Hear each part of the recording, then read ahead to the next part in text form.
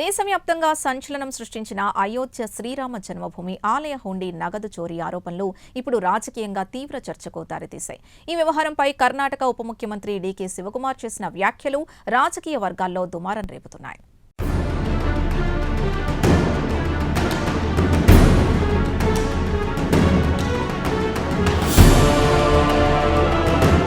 అయోధ్యలోని శ్రీరామాలయంలో భక్తులు సమర్పించిన విరాళాలకు సంబంధించిన నగదును కొందరు అక్రమంగా స్వాధీనం చేసుకున్నారనే ఆరోపణల నేపథ్యంలో పోలీసులు దర్యాప్తు ప్రారంభించారు.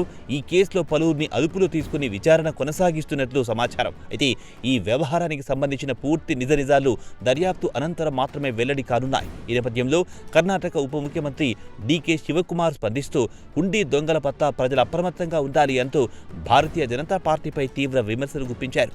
భక్తుల విశ్వాసానికి సంబంధించిన అంశాల్లో ఎలాంటి అవినీతి లేదా అక్రమాలకు తావు ఉండకూడదని ఆయన పేర్కొన్నారు.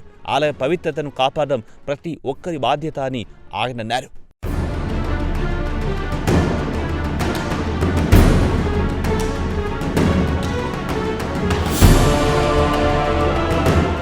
మరోవైపు ఈ వ్యాఖ్యలను భారతీయ జనతా పార్టీ తీవ్రంగా ఖండించింది.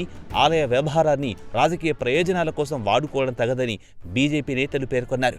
దర్యాప్తు పూర్తి కాకముందే రాజకీయ ఆరోపణలు చేయడం బాధ్యత రాహిత్యమని విమర్శించారు. చట్టం తన పని తాను చేస్తుంది, దర్యాప్తులో వాస్తవాలు వెలుగులోకి వస్తాయని స్పష్టం చేశారు.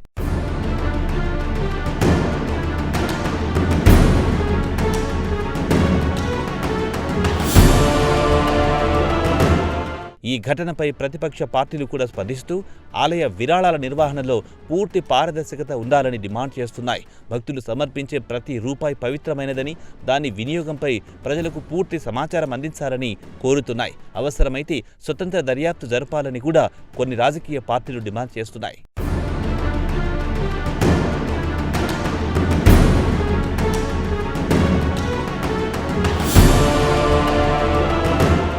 ఇక పోలీస్ వర్గాలు మాత్రం దర్యాప్తు కొనసాగుతోందని, ఆధారంగానే చర్యలు తీసుకుంటామని వెల్లడించాయి. ఈ కేసులో ఇప్పటి వరకు వెలుగులోకొచ్చిన సమాచారం ప్రాథమిక దర్యాప్తు ఆధారంగానే ఉందని, పూర్తి విచారణ అనంతరం మాత్రమే తుది వివరాలు వెల్లడిస్తామని అధికారులు తెలిపారు.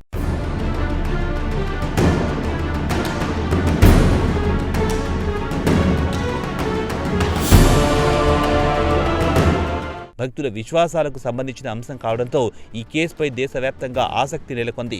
దర్యాప్తు పారదర్శకంగా జరగాలని, బాధ్యులు ఎవరైనా చట్టపరమైన చర్యలు తీసుకోవాలని అన్ని వర్గాల నుంచి అభిప్రాయాలు వ్యక్తమవుతున్నాయి. ఇది కాంగ్రెస్ మాత్రం దీన్ని రాజకీయంగా మలుచుకుంటోందనే విమర్శలు వెలువెత్తుతున్నాయి. రాజకీయ ఆరోపణలు, ప్రత్యారోపణల మధ్య అసలు నిజాలు వెలుగులోకి రావాలంటే అధికార దర్యాప్తు ఫలితాల కోసం వేచి చూడాల్సిందే మరి.